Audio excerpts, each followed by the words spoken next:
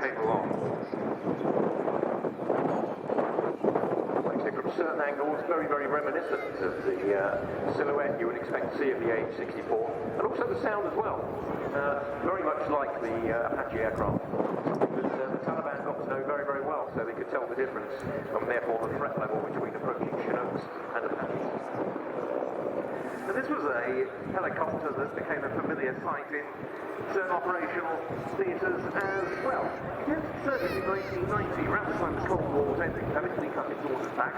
It didn't get any international orders either, but Turkey has eventually adopted a much revised Turkish manufactured version, the T-129 attack. The Italians brought into service the Mangustas in Somalia in the early 1990s.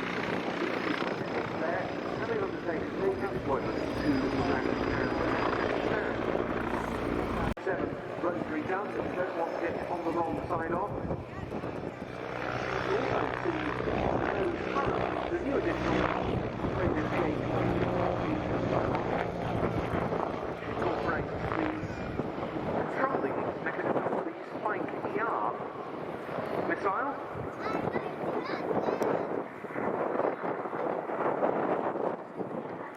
We'll see this aircraft at today, 120 knots, it's flying through, having done a taxi. Bear in mind, the demonstration of this area is not just an air test type demonstration. These are manoeuvres that will take place in the field of the tactical environment. Two crew members aboard the Mangusta. In the front cockpit sits the gunner, who also acts as the co-pilot. They perform navigation, they look after engine systems and weapons management. The pilots in the rear cockpit, they assist in the use of weapons systems. Of course, they've also got a high degree of ballistic protection, as there is throughout the airframe.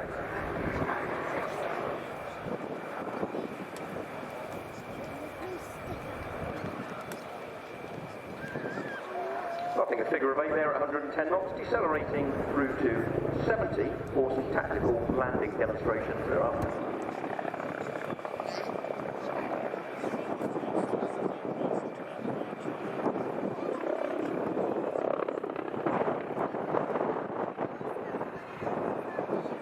Situational awareness is all important in the heat of a combat theatre, and for the crew of the Mangusta, symbology from the main flight instruments and weapons data is now displayed on their helmet display, and that crucially allows the crew members to keep their eyes out of the cockpit and have much better awareness of what's going on around them in the back.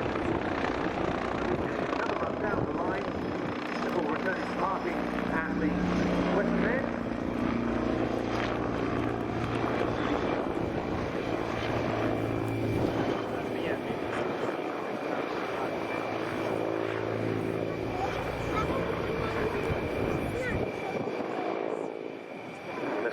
Roller coaster, not something we saw yesterday, certainly.